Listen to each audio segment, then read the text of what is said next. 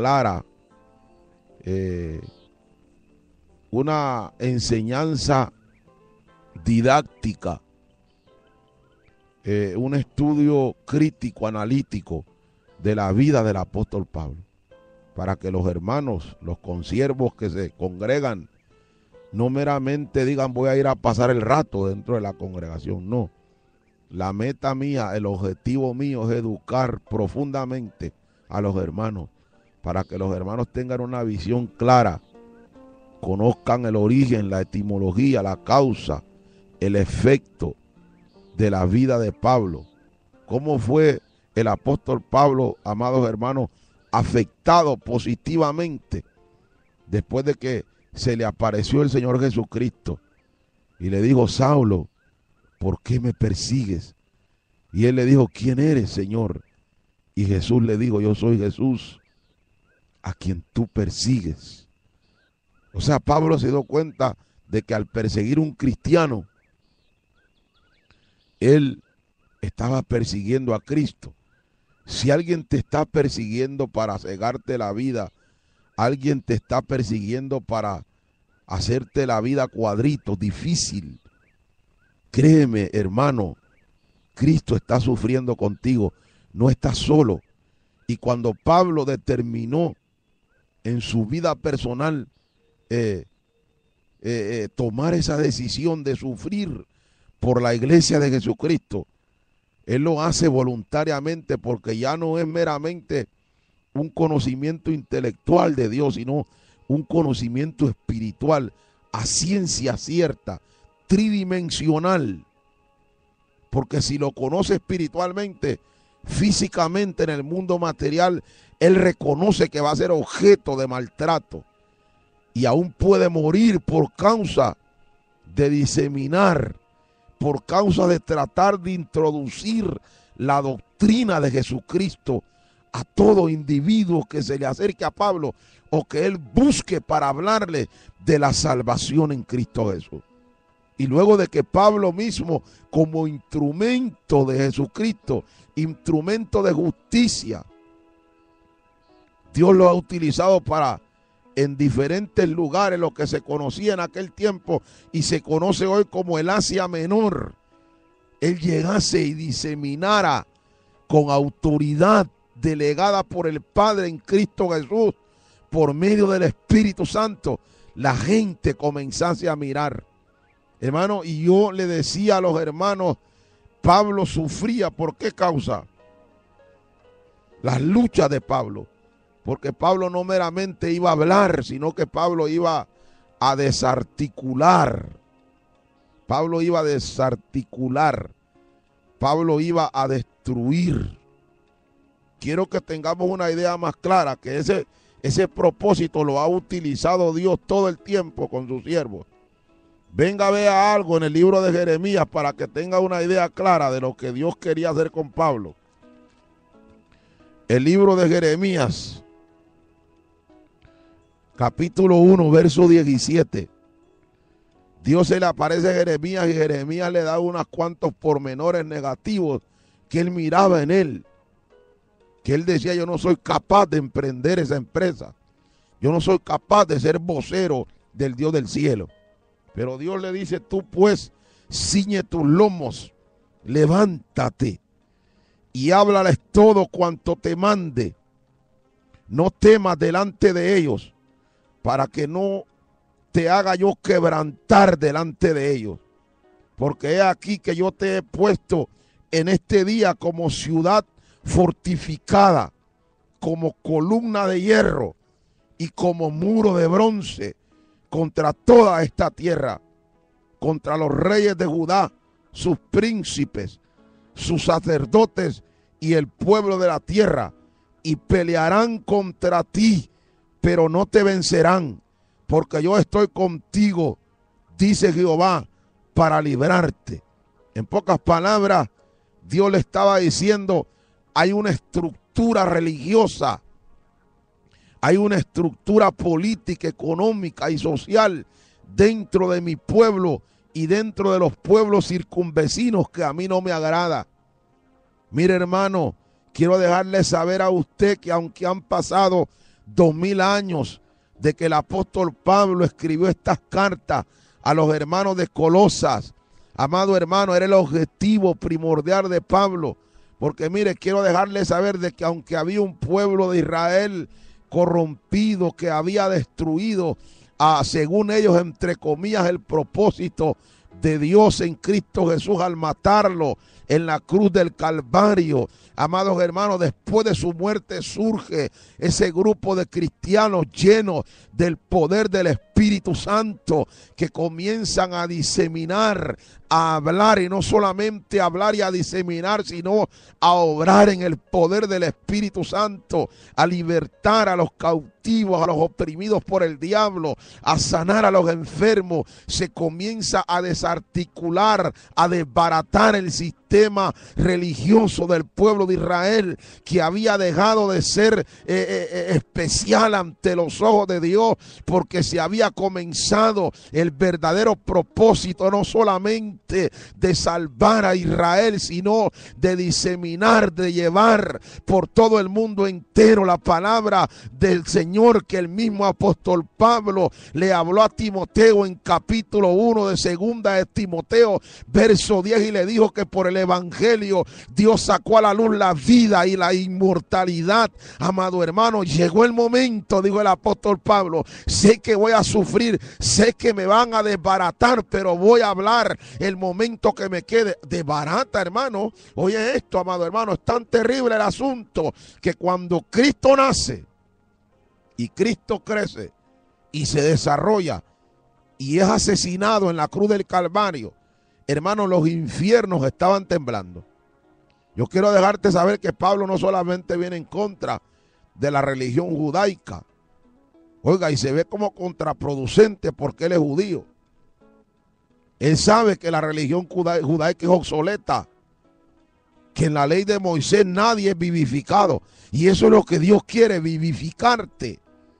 Pero mire, hermano, luego de eso se comienza a levantar una persecución en contra del apóstol Pablo. Y esa persecución no era cosa agradable. Venga a ver algo aquí en el libro de los Hechos. ¿Por qué Pablo estaba dispuesto a sufrir?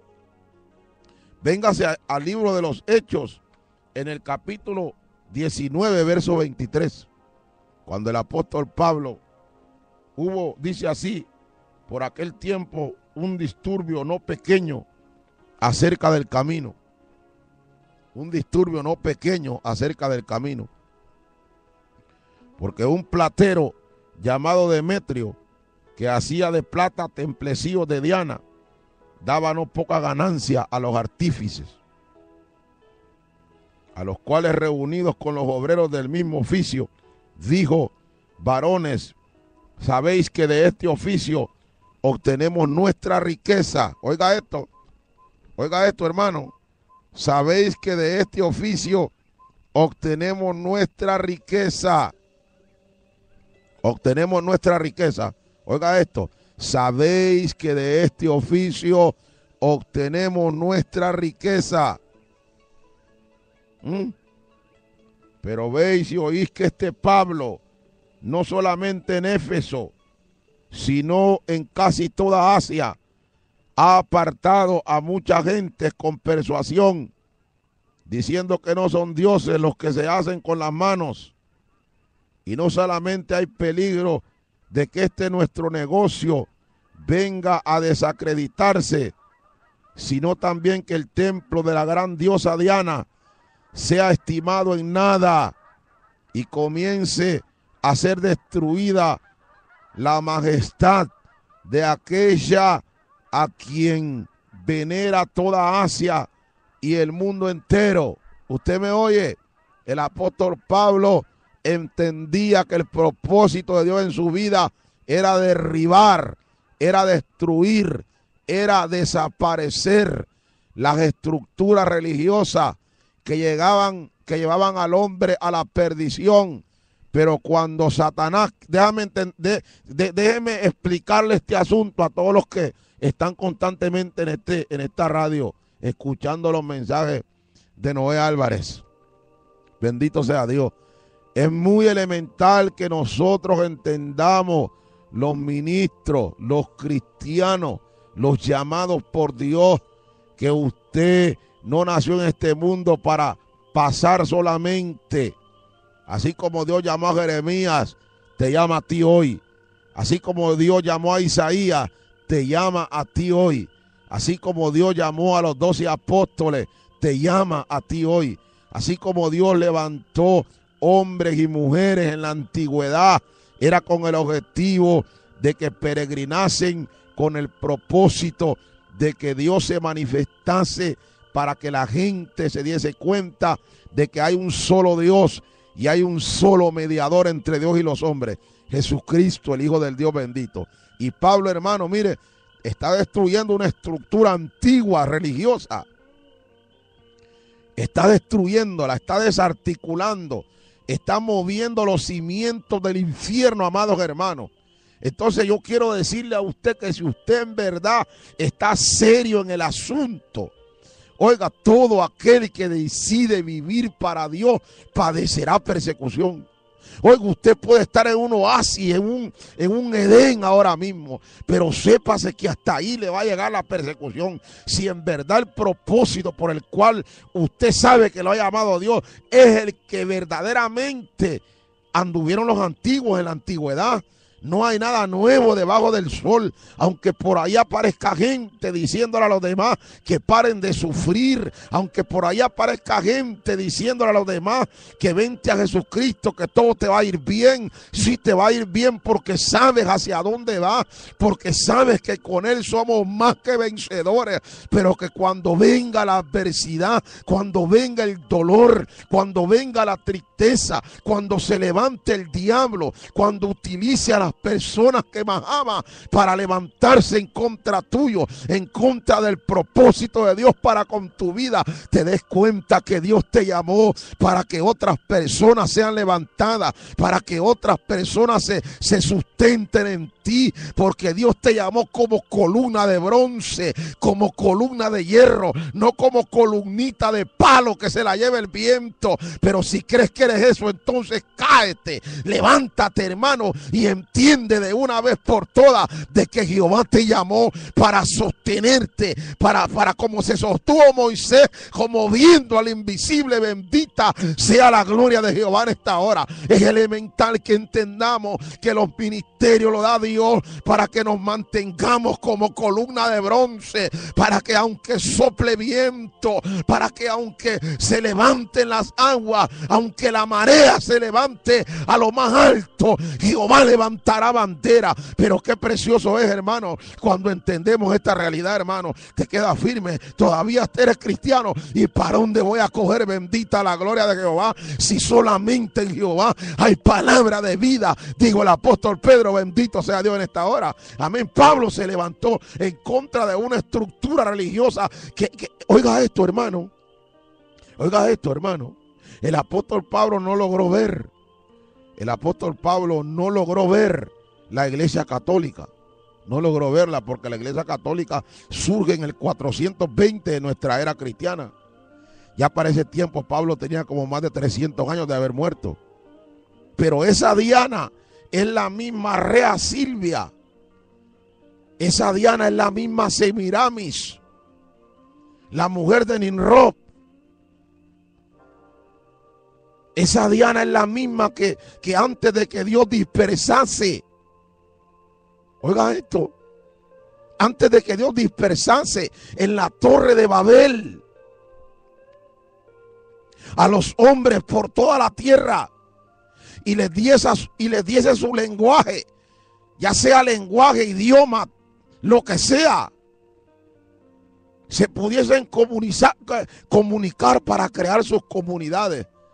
Antes de que saliesen de la torre de Babel, todos los hombres dispersados, ya sea los que hablan inglés, que son los anglosajones, los anglos, los sajones, los celtas, los íberos, los normandos, amén, los gitanos, los portugueses, los españoles, son los mismos. Antes de que saliesen los africanos, los árabes, antes de que saliese el pueblo de Israel mismo, antes de que saliesen los Cheyennes, los Apaches, los Cherokee, antes de que saliesen los Toltecas, los Aztecas, los